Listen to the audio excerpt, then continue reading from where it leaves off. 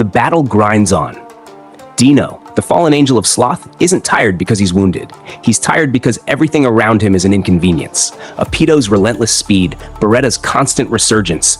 The Labyrinth makes sure no victory stays won, no kill stays killed. Every time Deeno crushes them, they return 10 seconds later. 10 seconds, just enough to make every strike feel meaningless. "This really sucks," he mutters, and for once, it isn't laziness. It's frustration. Sloth isn't his nature, it's his curse. He could end this. He has the power to, but his sin is slow, deliberate. And for once, he's forced to consider something he rarely thinks about. Why is he even here? Why was he placed inside the labyrinth, alone? Why was Feldway so insistent, so precise? With a plan that should have been simple? That's when the control screen flickers, and Deeno's world cracks at the edges. Dude, how the hell did he escape? And he's an even match for Velgrynd? Rimuru, of all beings, has broken free from a true dragon's dimensional prison, and he's fighting her as an equal. The impossible just became reality, and the implications are terrifying. If Rimuru can do this, what does that mean for Feldway's divine conspiracy? Deeno feels something stir inside him. Not fear, not obedience. Something dangerous for a fallen angel, self-awareness. Why am I here worrying about if this operation will work? Like, what's gotten into me?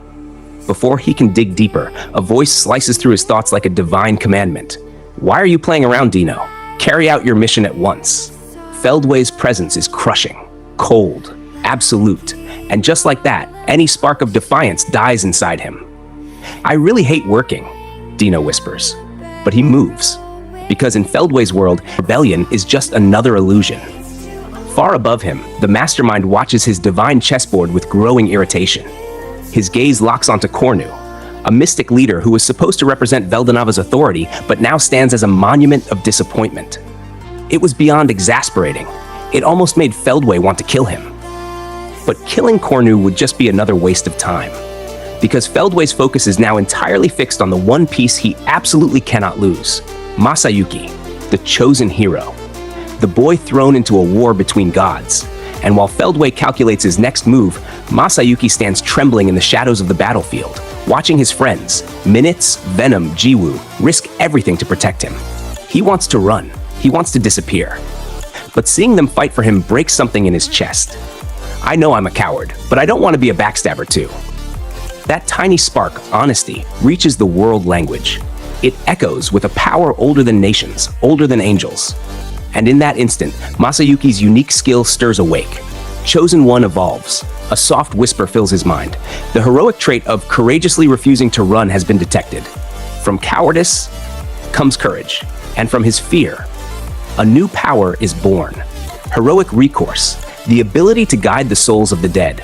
But Masayuki doesn't hear divine nuance. All he hears is horror. I don't really need that skill if it requires all my friends to die. Yet even fear shapes legends, and he chooses to return to the front lines. So come on, Bernie, how about we go back?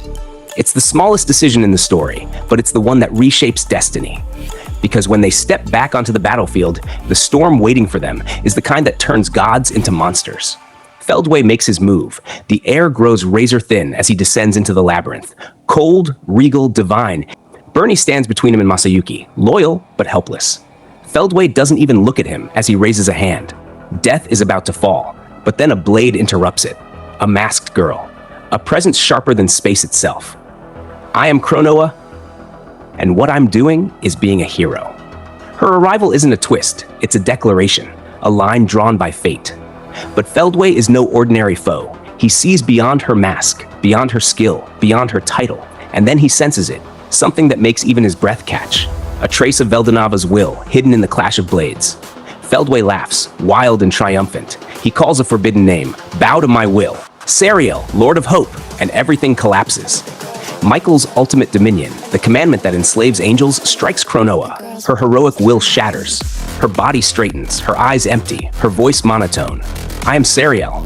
Your orders, Sir Michael. And Chloe's face is revealed beneath the mask. Feldway doesn't just win, he takes control of the strongest human hero in existence. To him, Masayuki's death is now inevitable. Very good. Work with Cornu to kill the young man. I have other business awaiting me on the surface. He leaves, because in his mind, the board is already won. But fate has never cared for divine arrogance. Masayuki steps forward again, unaware that two gods are now hunting him.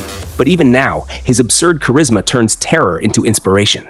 His allies rally behind him. They rise, revive, and rise again, because the Lord's Labyrinth refuses to let them die permanently. Hope flickers. Courage rekindles. And then, Sariel descends. Her beauty is lethal. Her presence is divine.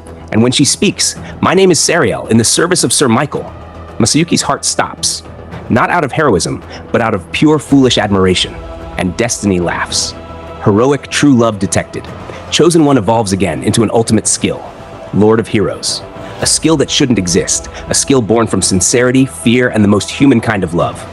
Suddenly, every soldier on the battlefield, human, vampire, monster, feels something ignite. Their fear burns away. Their courage skyrockets. Their will hardens into something divine. Protect His Majesty. The words echo like a war cry. Chronoa staggers under their relentless charge. Sariel falters, even with godlike strength. For 10 impossible minutes, mortals fight angels on equal ground. They die, they revive, they die again. But their hope never falters. Masayuki's accidental divinity turns despair into fire. This is how the false hero becomes real. But even miracles tremble when a true dragon shifts. The cosmos shivers, reality bends. Velgrynd steps through a soul corridor, radiant, overwhelming, divine flame incarnate. Her presence freezes time and melts fear.